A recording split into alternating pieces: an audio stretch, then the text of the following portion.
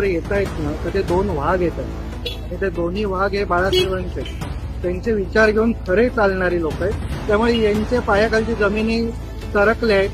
तुम्ही किती छळलं आणि तुम्ही काय केलं हे बघा. आम्ही काय केलं हा आमचा निर्णय राजसाहेब देतील ना त्यांना योग्य. त्यांनी अजून कुठे जाहीर केलं राजसाहेबांनी. त्यांनी मराठी माणसाकरता एकत्रित आहे. मराठी माणसाचा मराठी भाषेचा जो विषय त्याच्याकरता एकत्रित आहे. नारायण राणेंचा जो विषय नारायण राणे करतायत, कारण हे लोकांचे हातबल झालेले आहे. त्यांच्याकडे मार्ग नाही की दोन वाघ हे एकत्र आले तर त्यांचं काय म्हणणं. हे सगळे उडून जाणार. कारण शेवटी नारायण राणेंना सुद्धा जेव्हा गरज होती तेव्हा राज ठाकरेंकडेच आले की माझ्याकरता प्रचाराला कोकणात या आणि माझी सीट वाचवा. म्हणून सगळ्यांना राज ठाकरेंची गरज लागते. ठाकरे हेच मेन आहेत. हिंदी सक्तीच्या मुद्द्यावरून मनसे आणि उद्धव बाळासाहेब ठाकरे हे दोन्ही पक्ष एकत्र आले. केवळ पक्ष नाही तर ठाकरे बंधू या मुद्द्यांवरून एकत्र येताना आपल्याला आपण या अगोदर पाहिलं. मात्र सरकारने काय केलं तर सरकारनं हिंदी सक्तीचा GRच रद्द करून टाकला. खरं तर या हिंदी सक्तीच्या विरोधात दोन्ही पक्ष जे आहेत ते मुंबईमध्ये एकत्रित त्या ठिकाणी एकत्र येऊन निषेध करणार होते. मात्र तत्पूर्वी राज्य सरकारने हा GR रद्द केला.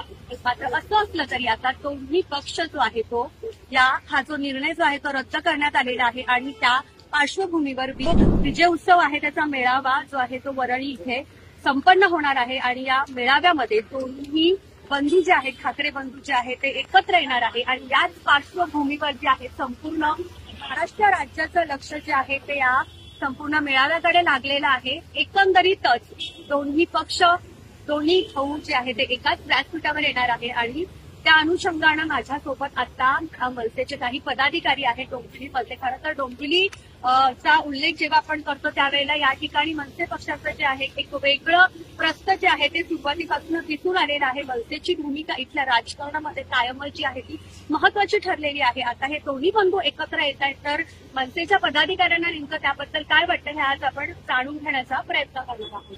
वेगवेगळ्या प्रकारच्या प्रतिक्रिया उमटायला सुरुवात झालेली आहे. आज दोन ठाकरे एकत्र येत आहेत आणि आम्ही जे सैनिक आहोत ठाकरेंचे ठाकरे सैनिक आम्हाला तर प्रचंड आनंद आहे. आणि राजसाहेब जो निर्णय घेतील तो आम्ही मान्य करतो कारण आमचा पक्ष आदेशावर चालतो. पण आज जे महाराष्ट्राला गरज आहे खऱ्या अर्थाने न्यायाची आणि तो न्याय कुठे मिळतो तर ठाकरेच्या दरवाज्यातच मिळतो. ठाकरेंकडे मिळतो.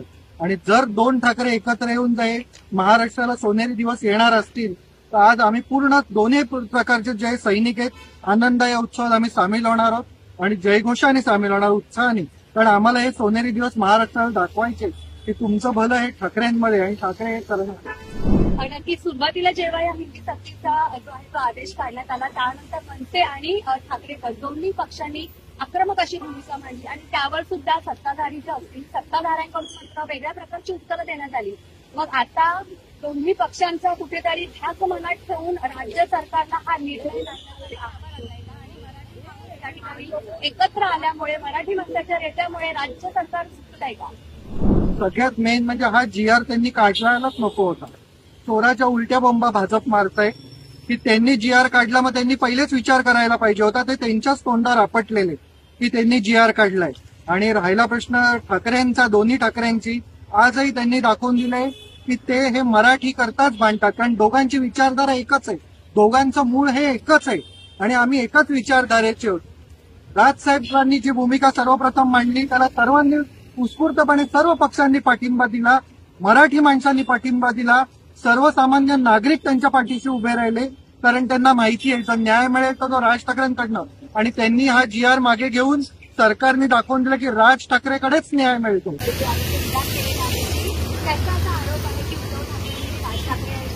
केला आणि उद्धव ठाकरेंमुळे जो राज ठाकरेंना जो आहे तो पक्ष जो आहे तो सोडण्यासाठी छान पाहिजे अशा प्रकारचं विधान जाणीवकरून करण्यात आलेलं आहे. दोन ठाकरे जेव्हा एकत्र येत आहेत ना तर ते दोन वाघ येत आहेत आणि ते दोन्ही वाघ हे बाळासाहेबांचे त्यांचे विचार घेऊन खरे चालणारी लोक आहेत. त्यामुळे यांच्या पायाखालची जमिनी सरकल्या आहेत. तुम्ही किती छळलं आणि तुम्ही काय केलं हे बघा. आम्ही काय केलं हा आमचा निर्णय राजसाहेब देतील ना त्यांना योग्य. त्यांनी अजून कुठे जाहीर केलं राजसाहेबांनी. त्यांनी मराठी माणसाकरता एकत्रित आहे. मराठी माणसाचा मराठी भाषेचा जो विषय त्याच्याकरता एकत्र आहे. नारायण राणेंचा जो विषय नारायण राणे करतायत कारण हे लोकांचे हातबल झालेले आहे. त्यांच्याकडे मार्ग नाही की दोन वाघ हे एकत्र आले तर त्यांचं काय म्हणणं.